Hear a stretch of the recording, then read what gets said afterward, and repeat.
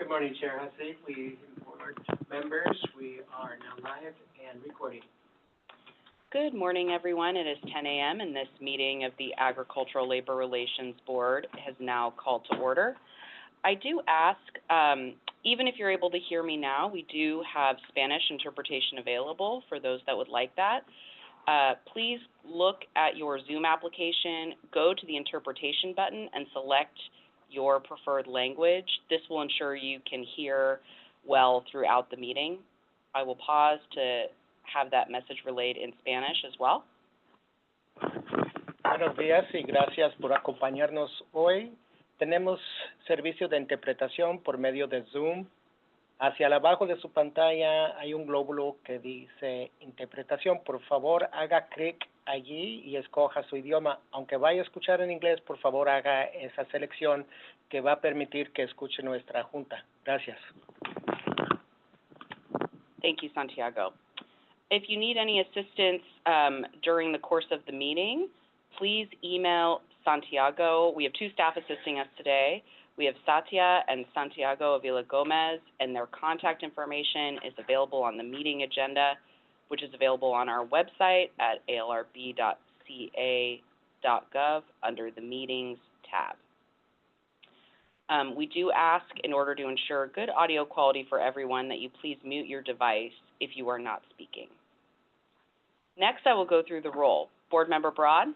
Present. Board Member Flores? Present. Board Member Hall? Present. Wonderful to see you. Board Member Lightstone? Likewise. Wonderful.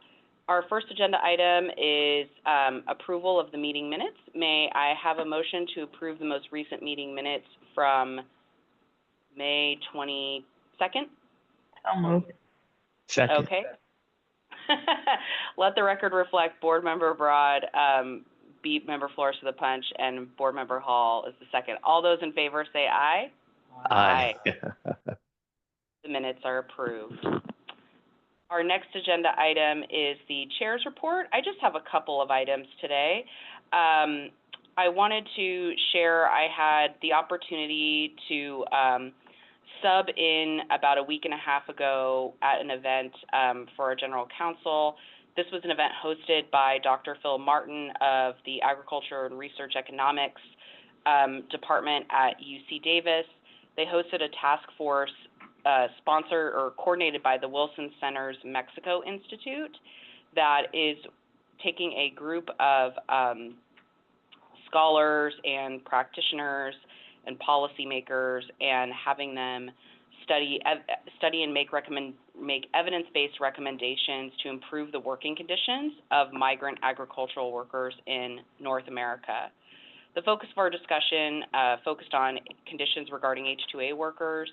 I was joined by my colleagues at Department of Labor, EDD, Cal OSHA, and Western Center for Agricultural Health and Safety, and it was a really great discussion. While there, we did hear from a representative from the Federal Employment and Training Administration, who advised us that there is currently a federal notice out seeking recommendations and public comment on updates to new questions on the National Agriculture Workers Survey, or the NAS, with a focus on collecting data related to H-2A workers. So I've spoken with some staff about that, and I'm hoping that the board, my colleagues and I, might be tapping Board Member Flores again, who's had some experience with federal comment, as well as some of our staff on the General Counsel side to review. We have found the NAS to be a very helpful resource in getting a better understanding of the conditions of farm workers generally. It does have that time delay, so particularly during COVID, I think there were so many times where we said we would love more information so we know where workers are and understand various issues about them better so we can better serve them. So hoping that we can provide some useful input and support to make sure the NAS is as helpful as possible and reflecting the changes in the agricultural industry. Additionally, had the opportunity while there to go see an employer, Advanced Farming, which is working on automating harvesting specifically with apples. And so they had started out of a solar kind of company and then converted into trying to do automated harvesting. And so that was a really interesting thing to see. Still a ways off, but interesting to kind of get that perspective. Let me see if there's anything else. And I believe that is it. That concludes the chair's report. Our next agenda item is the Executive Officer's Report on Elections, Unfair Labor Practice Complaints, and Hearings, which is presented by Executive Officer Santiago. Santiago? Thank you. And for today's report, I will be reporting on items occurring since the last public board meeting where I reported on May 15th. And beginning with the complaints, there was a second consolidated complaint filed in United Farm Workers of America and Monterey Mushrooms, LLC. That case number is 2019 CL005 SAL, and that was filed yesterday, May 28th. Turning next to administrative orders issued by the board, there was 4 administrative orders issued since the May 15th date. The first is, all of them are in Wonderful Nurseries, LLC. And the first is admin order number 2024-16. And that's an order granting the regional director's application for special permission to appeal the investigative hearing examiner's order regarding petition to revoke a subpoena ducis tecum. All of our orders, I should mention, are available on the ALRB website under the legal tab. And you can find 2024-16, 17, 18, which is designated presidential, and 19.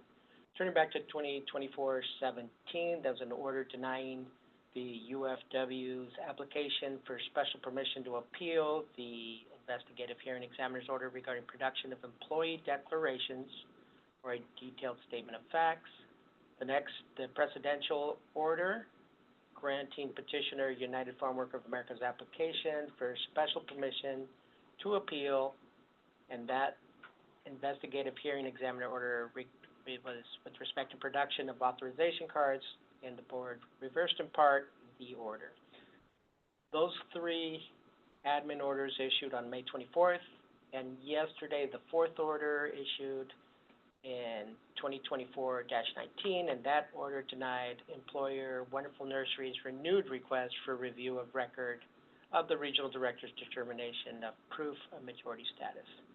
Turning to pending matters, the administrative orders are within the period for reconsideration.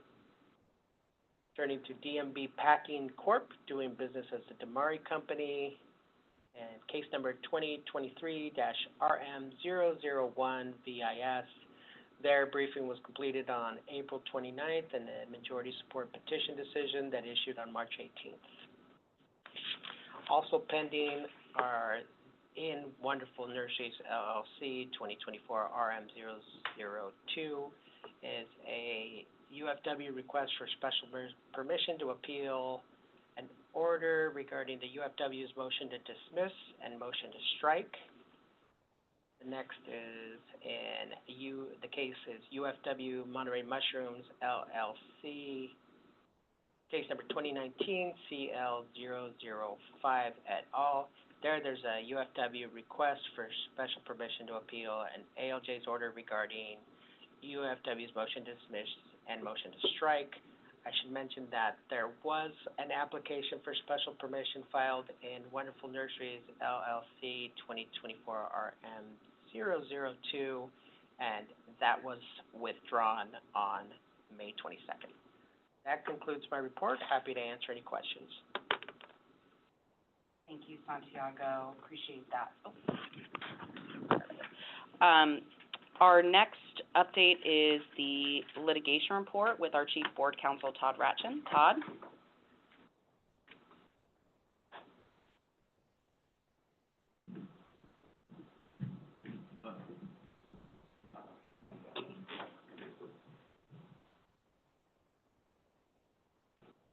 second.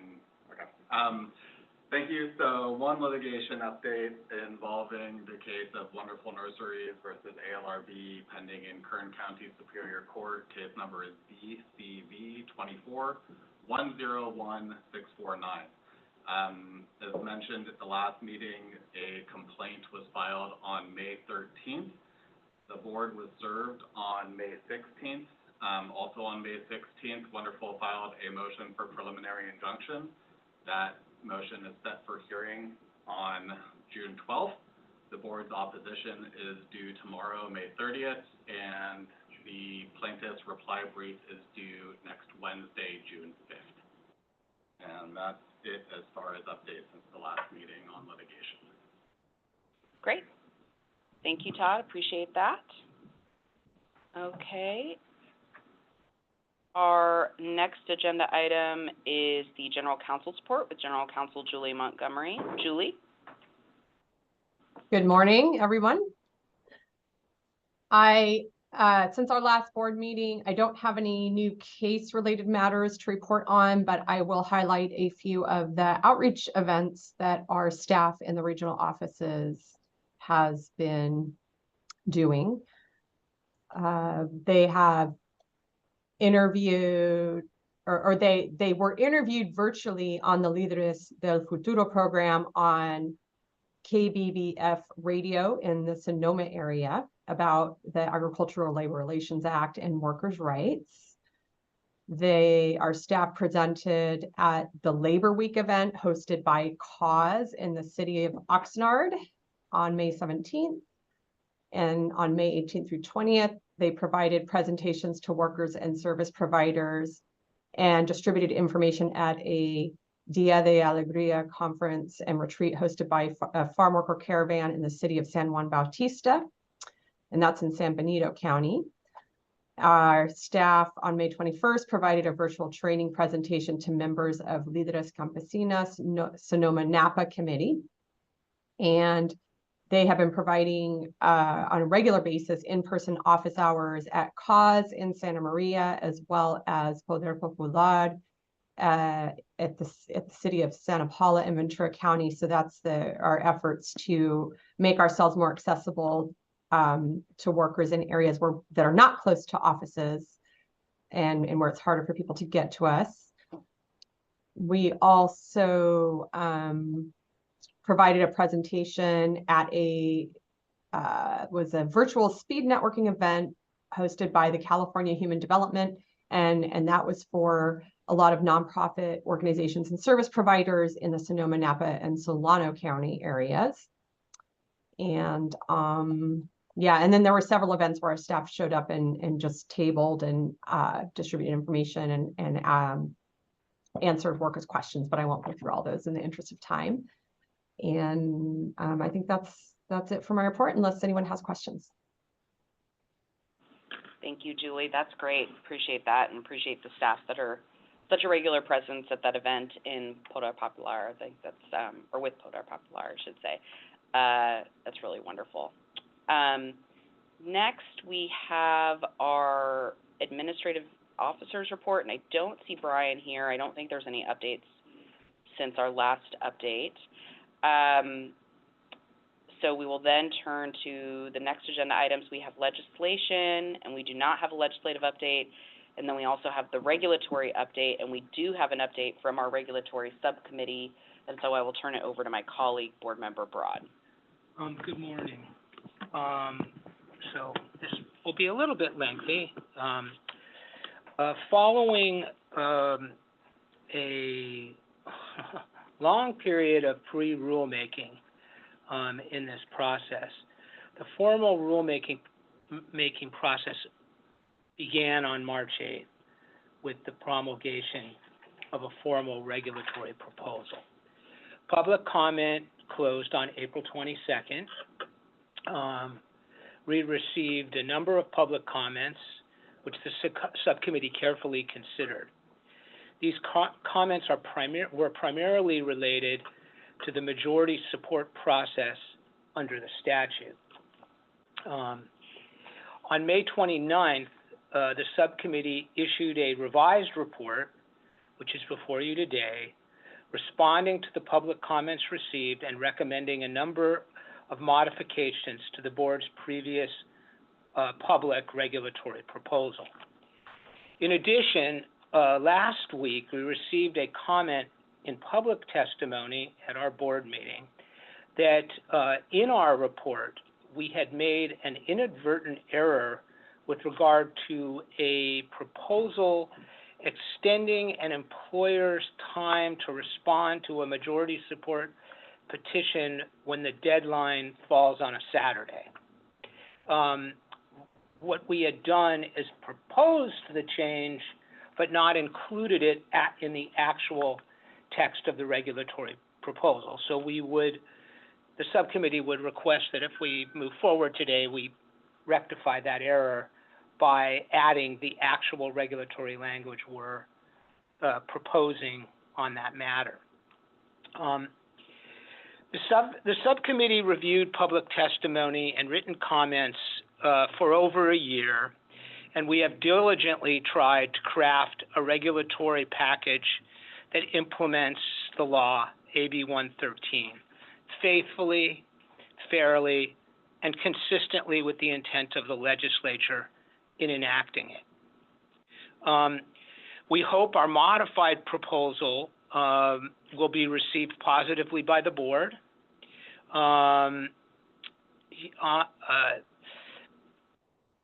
One last procedural matter we would request is that should the board move forward with a modified proposal, in other words, accepting our recommendations or making new suggestions of their own, that we opt for a 30-day comment period rather than default to the sort of minimum 15-day comment period, which is permitted in this circumstance.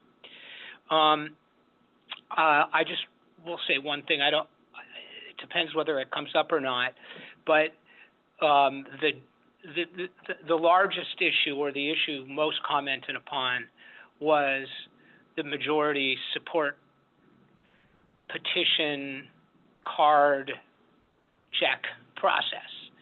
And the subcommittee thought long and hard about that proposal. From the very beginning, we've had a firm position that we have recommended to the board, and is recommended, and it is in the proposal that we placed, before the public on March 8th. And that has to do with the question of whether authorization cards can be revoked.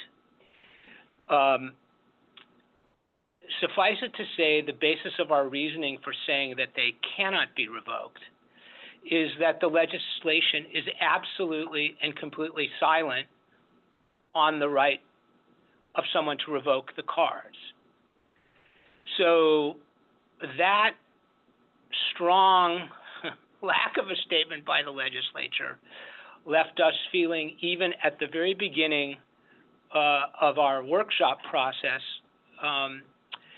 that the legislature did not intend, combined with other parts of the statute, to allow those cards to be revoked.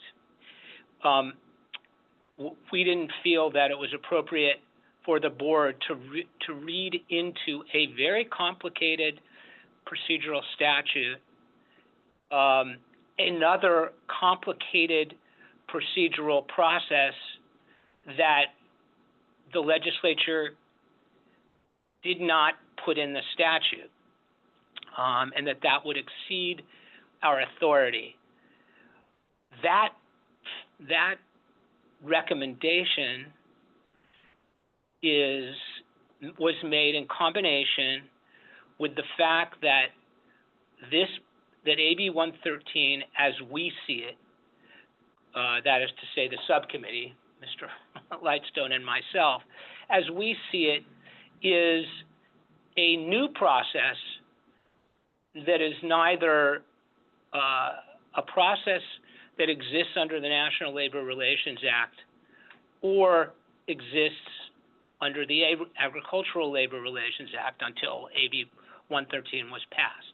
It is a bit of a hybrid between principles of what traditionally would be card check recognition under the National Labor Relations Act, which is a voluntary process involving a bilateral negotiation between a union and an employer, and the secret ballot election process, which is a mandatory process that moves forward based on a traditional secret ballot election noticed by the board and conducted by the board as a government entity. The cards under the statute are ballots. They function as a ballot that once turned in to the ALRB are counted as a vote under the National Labor Relations Act and under our board precedent. Typically, authorization cards are used as a means of showing sufficient support to call a secret ballot election, or in the case of a bilateral agreement between a union and an employer, to allow voluntary recognition of a union through a card check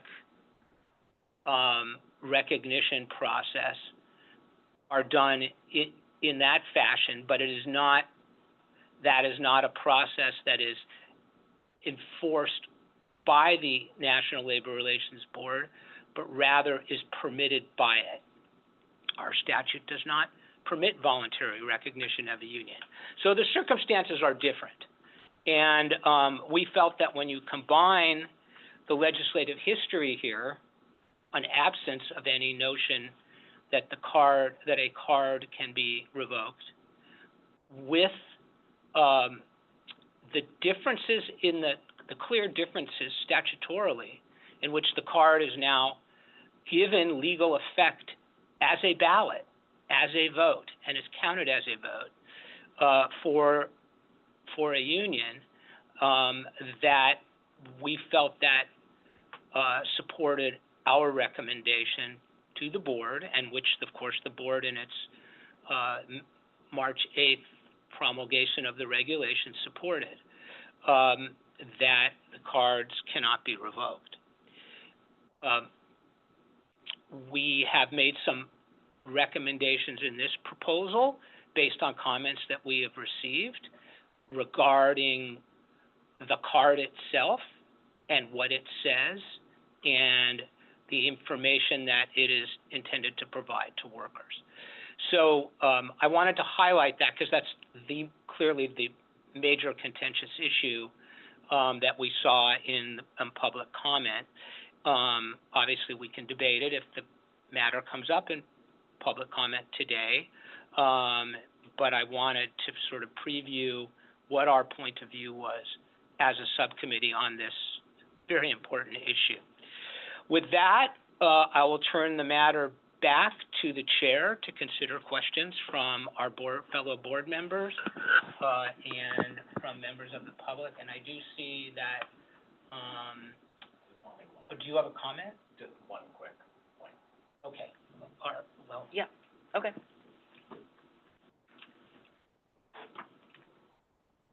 Thank you. I just wanted to point out quickly, based on the omission that Member Broad referenced in terms of the recommendation to extend the employer response and the majority support petition when the deadline falls on a Saturday, as well as a Sunday or legal holiday. That would just involve a small language change that's not currently in the language before the board, but it would be in 20391 subdivision B. So I just wanted to flag that. And, if the board takes a vote and this process moves forward, the subcommittee would make that change in the language, which isn't in the draft that's before us today. Okay, thank you.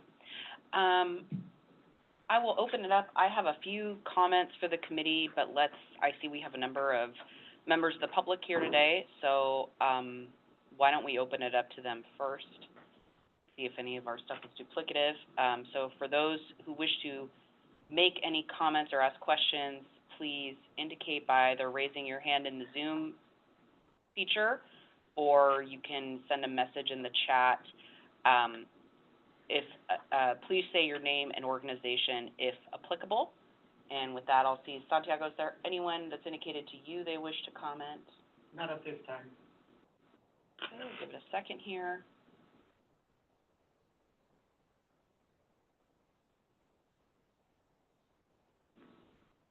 Okay. Not seeing anyone, I will take the opportunity then to share some comments that I saw in my review. I saw a couple of different things. One, there was a recommendation made by the regional director that in our report, I think starts on either page 6 or 7, discussing how to count days, and there was an alternative suggestion that when counting dates for the purposes of issuing a determination of majority support, that it be extended when the last day falls on a Sunday or legal holiday. It was noted by the subcommittee that this wasn't necessary because this exists as a matter of law. I just felt that if we can put it in the regulation to be clear, that's helpful. We've seen in other issues where there are questions about time for filings, where parties or various people are not kind of imputing from other areas of the law. So I don't see the harm in putting it in the regulation, and if we can make things easier to understand, I think we should. Can I ask Yes. Todd to respond to that? Yeah. Todd, would you respond to that? That's a math question, and you're more expert in math than me. Well, I'm not gonna speak to my math capabilities.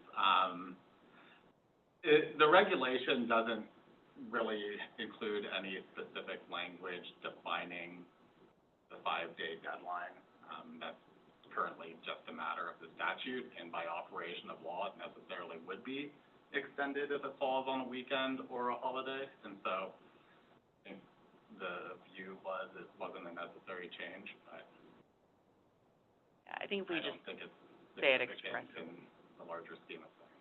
Yeah, okay, okay. If it's permissible, I think that would be, It's that's a help. distinguishable from the other recommendation Yes. of defining days as business days, which would be, I think, contrary to the other references in the statute and elsewhere in the Act, that same language. I don't know, but I don't think either of us would have an objection to do it, as long as we're not being contradictory in the statute. Okay, okay. The next comment I had is probably my most substantive. On the regional director also made a recommendation, or the general counsel staff also made a recommendation about there should be a requirement that a notice be put up at the work site upon the filing of a majority support petition. I thought this was a really good recommendation. I think that's helpful for a few reasons. One, it alerts the workforce as a whole that this is going on to the extent some workers are unaware. It provides the workers a point of contact at the ALRB if they have questions, and it facilitates what I understood to be the goal where as the region is investigating the petition, they're able to give notice to the workers, like, you may be getting a call from us, and it just makes it easier to reach out to them. I do, I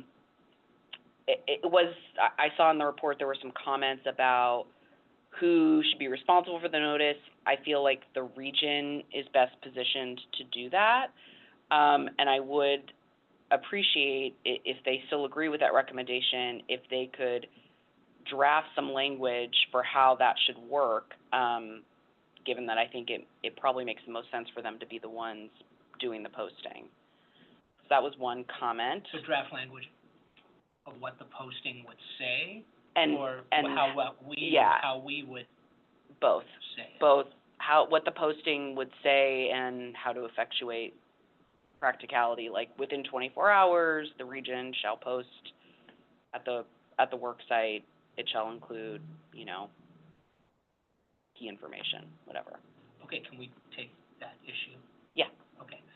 So, let me say that my response to their request was essentially very positive myself when I first saw it. We had a substantially lengthy discussion about this particular recommendation. And I think we, by way of background, in a secret ballot election situation, there is a notice that is posted of an election, both at the NLRB and, in other words, dear employer and farm workers, there's going to be an election conducted here on this date at this time, and this is how it will work. And we saw this as the equivalent of that. There were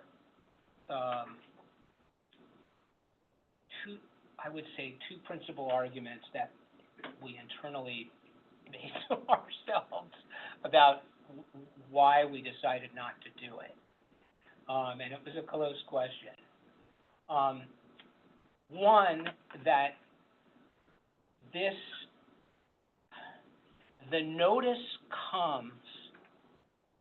would probably come, or as they recommended would come, when the cards are turned in. So the election, if you will, has already happened. It isn't like a notice that something's about to happen in the future, although there is a future process, but it's more a process of within the next 5 days, the regional director will conduct an investigation, count these cards, and issue a tally. And if they determine that the union has majority support, certify the union, which triggers, of course, the duty to bargain on the employer. So we were, I think, a little bit concerned with how would they understand what that meant? When then there could be this tally that would come 5 days later, which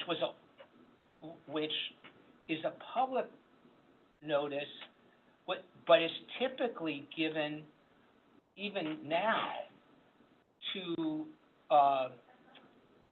not posted by the NLRB or the ALRB, but actually given to the two parties who are perceived as the parties of the election, which are the union and the employer, in effect. And the workers are a kind of third-party beneficiary to the election result. Well, they're the beneficiary. Well, they're Yeah. the beneficiary, but they are not. The election is called, in effect, by the union. It affects the employer's legal rights, but the workers, once the election happens, if the union wins, it's then the union's responsibility to talk to its own members or supporters about how the process will move forward. So that was kind of the basic argument that we sort of wrestled with about why not to do it. That said, I can't say personally, having been completely in favor of the idea when I first heard about it, I'm completely against the idea now that we're talking about it again. I'm just saying that was the argument, and I don't know if Member Lightstone or Mr. Ratchin would like to comment about it as well. Yeah, In case I'm missing something. I guess my sense of it is, if for whatever reason you weren't approached or you don't know that there's an organizing effort going on, I think as a worker, you do have a right to know what's going on. And I think it's also helpful that as the state entity serving this population, overseeing this process, we provide clear, consistent information about what's happening and a way to contact us in case there are questions of whatever kind. I think while the union, you know, if they win and they're the representative, they have duties. We still, I think as an obligation, should be informing all the workers about what's happening. And I don't really see the harm in it, and it seems like it would be beneficial. And additionally, to the extent that, you know, this is different from our normal process, and we do know that unions are kind of guessing the number of the workers there, and so they may not have reached a great deal of workers, and this lets people know that this is going on. But I think in general, to the extent there are questions or concerns, the ALRB should be making themselves available and providing information to the workers so they can take those concerns to the ALRB rather than hearing about it third hand. I think that would be a little bit confusing. That's my sense of it. Well, I think the only thing I would add is I just remember Rod was correct in saying this was a close question. That's when we discussed it in the subcommittee. And, you know, and there are arguments on both sides. I do think that of use to inform workers about the ability to reach out to the ALRB with questions. The regional directors, they're the government presence in the situation that it's useful for the workers to know about their Right. role. Right. I will add that my original feeling about it was that, whereas a secret ballot election, a notification that election is coming, it's a public notification of that a governmental activity is about to take place on the property of the employer within a little bit of time. And that I originally felt that this was beneficial in the sense that what's happened here is that under this process is that the union has been communicating with workers. It has obtained authorization cards from workers, and it has, at the point this notification would occur, turned them in. And that, and so there is, from the workers' point of view, they have no idea that there is a state board that oversees this process, and that in and of itself would be beneficial. Nonetheless, I think the counter argument was that, well, the regional director is going to we're gonna post this thing, and then the regional director is going to start an investigation in which they're going to be talking to workers anyway. So they're going to be there within, 12 hours or 14 hours to speak to them about, what's gone on, they're investigating what these cards say. And so that was the other side of it, is that it's also immediate, that maybe it's not necessary. Nonetheless, I would say, just speaking for myself personally, if the chair, for example, was to make a motion to include this in it, I probably could be very easily persuaded to vote for it. Okay. I understand our Assistant General Counsel, Francesca Herrera, has some comments on it. Francesca? And you're on mute. Good morning, members of the board. I just wanted to note that we would be happy to submit proposed language to the board for consideration on this proposal. And I would like to issue one point of clarification, and that is that in a secret ballot election, generally, if at all possible, there are two noticings the ALRB does. One, at the very immediately after the filing of an RC, we go out and say to let workers know an RC has been filed.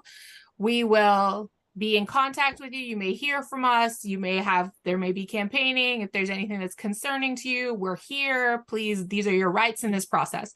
So that happens before the notice and direction of election. And then there's a second noticing, which is exactly what board member Broad was discussing, which talks about here, this is the details of the election, where it's going to be held, how to report, what kind of information you need to bring, if any, right?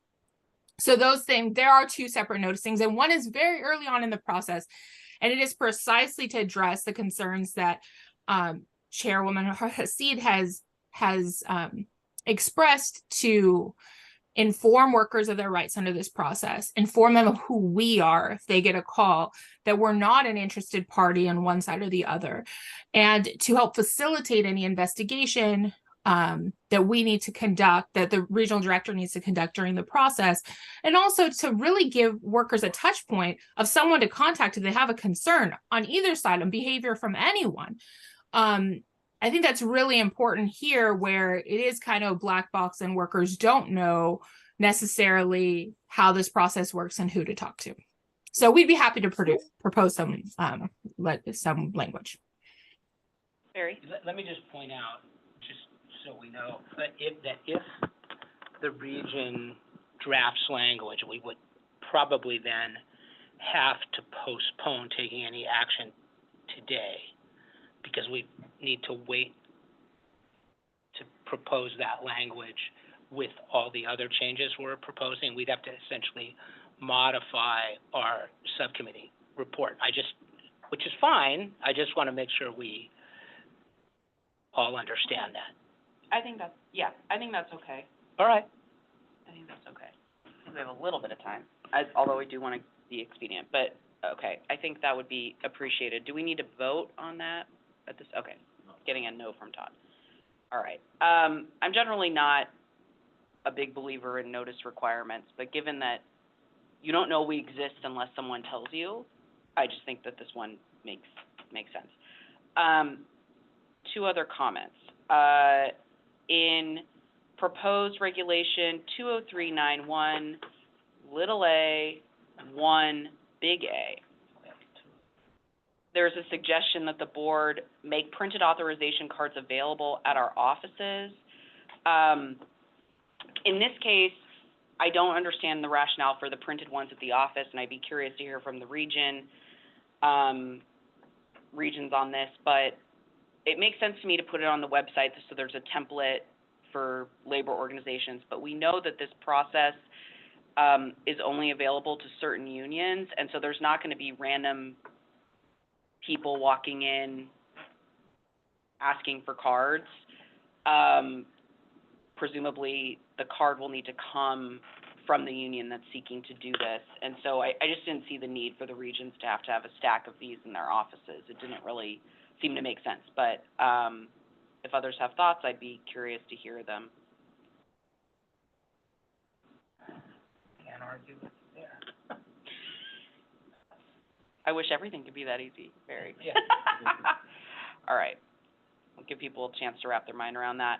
And then 20391, little c for Roman numeral I. This is the eligibility process, which in general, I just want to express my gratitude to the subcommittee and staff for drafting a process. I think that's helpful.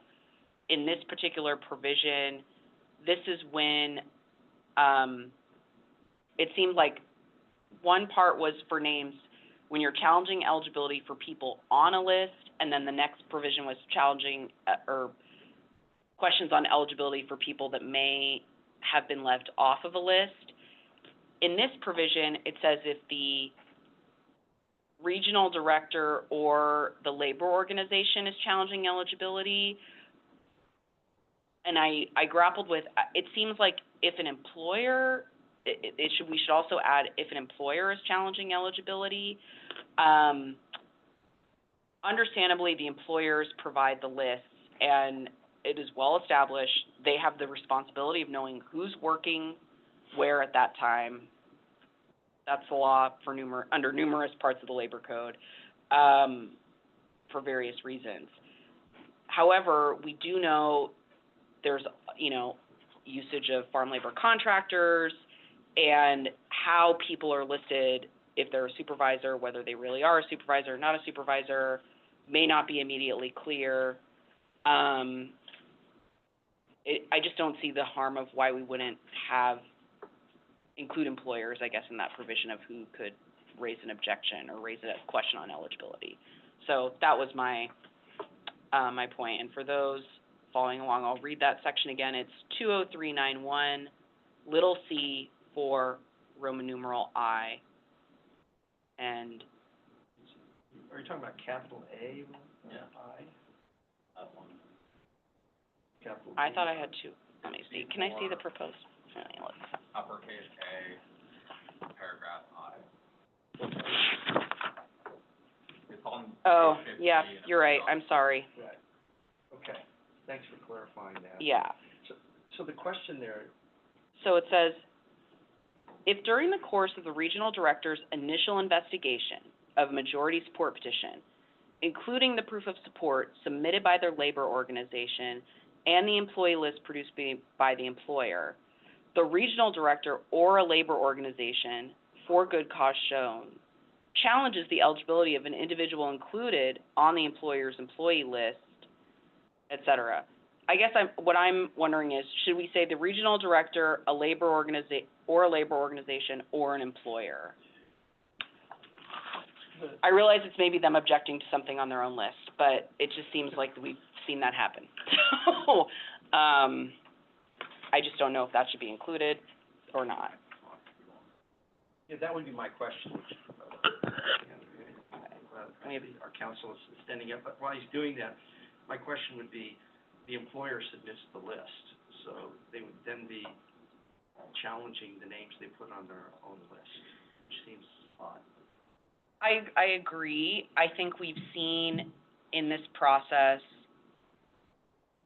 names inadvertently duplicated, various things. And again, the best hypothetical I can come up with is they're using FLCs, they just produce the name, someone's listed as a supervisor or not listed as a supervisor, it's just the whole name of the crew. If they should be able to mark that as well. I'm not saying they should get extra time or anything, but. Todd? The language originally didn't include employer in that list because it's the employer's list. I don't think that anything in that paragraph would prevent an employer from making or offering corrections to their list. We've seen it in a couple cases already. I imagine it also occurs in a typical secret ballot election context where, employer produces a list and then subsequently notifies the region of inadvertent admissions or employees who are inadvertently included but don't belong on the list. I wouldn't think anything in the language here in this paragraph would prohibit them from doing that. Including the employer in the list with a labor organization as making challenges would also, I guess when an employer wants to make these corrections to their list, require good cause and whatever other subsequent procedures are described in the regulation. And so I don't know if all of that is necessary where there's inadvertent errors or just corrections in the list that are being made by the party producing it. Okay. I don't feel strongly about that change. I just wanted to raise the question, and if others aren't raising it, then. Yeah, I think on that one, I probably think, unless, if you want to give us language that, well, I don't know how we can do that without Ms. Bagley. We have to think of it ourselves. But I would just add employer in that list, but it doesn't seem, and we have plenty of employer representatives here. If they're not raising the same issue, then I would. yeah, it is the employer's For not. list. It's a statutory requirement that they have this list already, that it has been since our statute was first passed. So it's no new requirement, and presumably it has to be as accurate as possible. I do think what would concern me is that when we're talking about election objections and challenges, the parties are often debating individual votes. And so they may be thinking, oh, this person, I don't object to having them on the list. They're my person. And then they realize, oops, maybe they're not my person. Maybe I want to not have them on the list. And so what you get is this kind of, they're, lawful, but what you might call games that get played in order to try to maximize your chance of winning. And I just think that a list supplied by the employer should be a complete list. And then, as Todd suggests, if the employer wants to say we made an inadvertent error or something like that, or there's we have two people on here and it turns out they're actually the same person. They appear twice because they have almost the same name. And I've seen that in my own experience happen where, sometimes names can be very long and the third middle name is spelled slightly different than the other person's version of it, or it's a parent and a child, or it's just like a lot of things that can happen where inadvertent mistakes can happen. But I don't know that we would term that sort of an objection. No, and so I don't think it's necessary, but that's my point of view.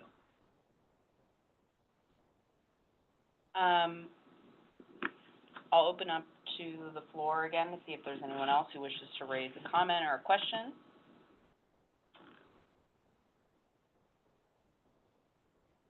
Cynthia, yes, Member Flores. Hi, good morning, everyone. Just first, thank you so much to the subcommittee for putting all the work, time, effort, et cetera. I just have a technical question with regards to the authorization card format. So it appears that in the case that there is a need to have a witness attestation, it appears that there's just a requirement for a signature of the witness, but not the printed name of the witness. And so I was wondering if there was a reason for that, or the board would be, or the committee would be amenable to including the printed name of a witness.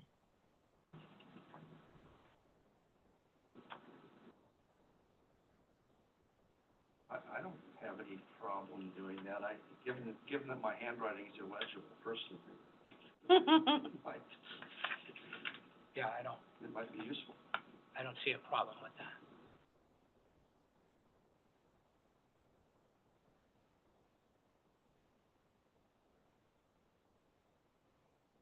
Okay. Okay. Thank you, Member Flores. That was a good suggestion. Thank you. Any other comments or questions?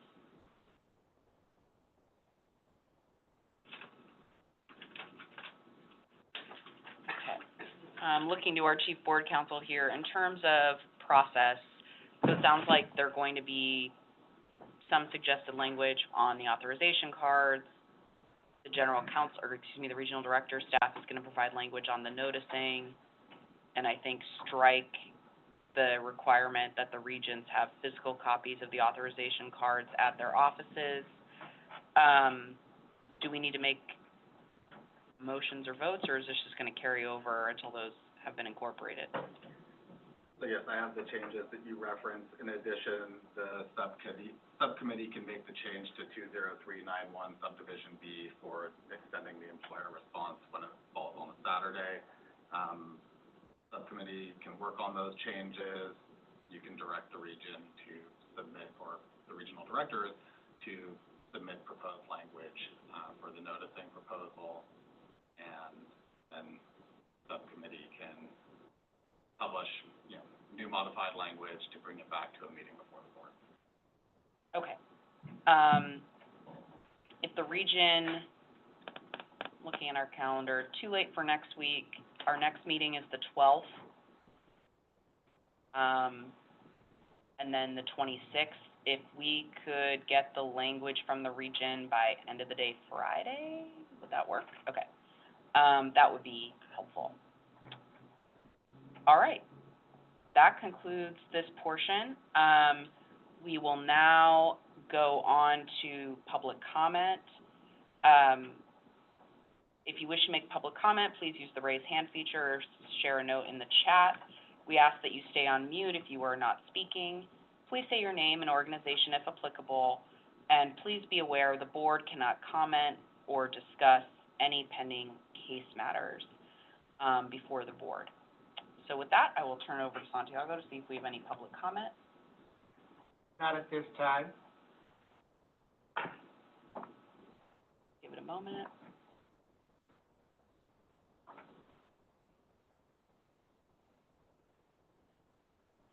Okay, not seeing anyone that wishes to make public comment, the board will now recess into closed session.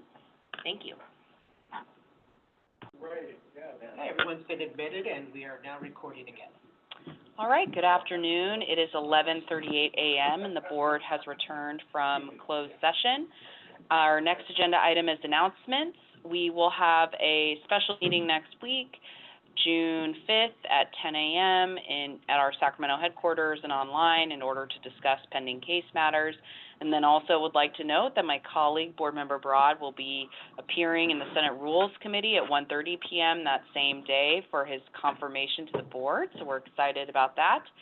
And that concludes today's meeting. We are now adjourned. Thank you.